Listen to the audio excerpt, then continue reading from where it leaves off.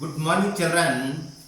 ఈరోజు మనం చతురస్రము, త్రిభుజము ఉమ్మడిగా ఉండే దాని యొక్క వైశాల్యాన్ని మనం కనుక్కుందాం.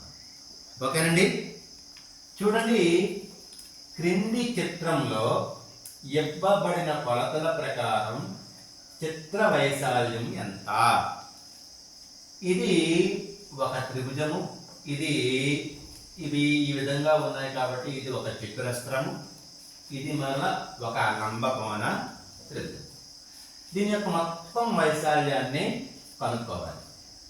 ఆన్సర్లు: A 144 square centimetres, B 168 square centimetres, C 192 square centimetres, D 236 square centimetres.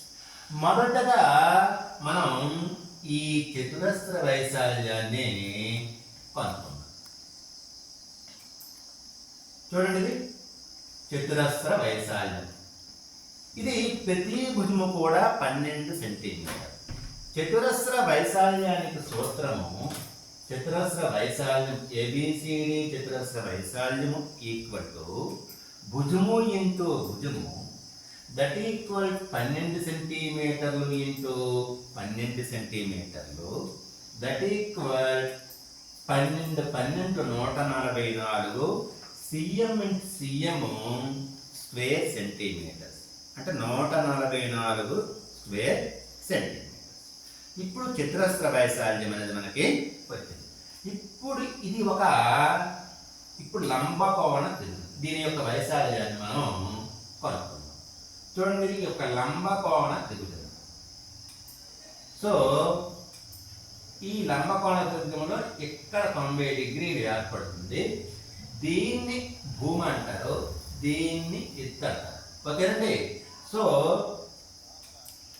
DAE లంబకోణ త్రిభుజ వైశాల్యము ఈక్వల్ టు హాఫ్ ఇంటూ భూమి ఇంటూ ఎత్తు, that equal to half into, ఇక్కడ భూమి అనేది ఏఈగా తీసుకుంటాము, ఎత్తు అనేది ఏడీగా తీసుకుంటాం, that equal to half into భూమి 4 సెంటీమీటర్లు ఇంటూ ఎత్తు 12 సెంటీమీటర్లు. ఇప్పుడు 2 1 2 2 6 12. So 6 4 24 CM into CM square centimetres. అంటే ఈ లంబకోణ త్రిభుజ యొక్క వైశాల్యం 24 స్క్వేర్ సెంటీమీటర్స్. ఇప్పుడు ఈ త్రిభుజం యొక్క వైశాల్యము మనం కనుక్కుందాం. చూడండి, ఇది ఎక్కడ లంబకోణం ఏర్పడుతుంది. సో ఈ లంబకోణ త్రిభుజ వైశాల్యంలో దీన్ని భూమి అంటారు, దీన్ని ఎత్తు అంటారు. ఓకేనండి. సో ఎక్కడ ఏర్పడింది? సి దగ్గర. సో ఎఫ్సిబి లంబకోణ త్రిభుజము లేకపోతే బిసిఎఫ్ లంబకోణ త్రిభుజ వైశాల్యము ఈక్వల్ టు హాఫ్ భూమి ఇంటూ ఎత్తు, దట్ ఈక్వల్ హాఫ్ భూమి అంటే ఇక్కడ సిఎఫ్ అవుతుంది, ఎత్తు అనేది సిబి అవుతుంది అనమాట. దట్ ఈక్వల్ టు హాఫ్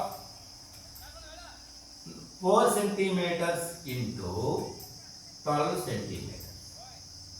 ఇది దట్ ఈక్వల్ 2 1 2 2 6 12 6 4 24 స్క్వేర్ సెంటీమీటర్స్.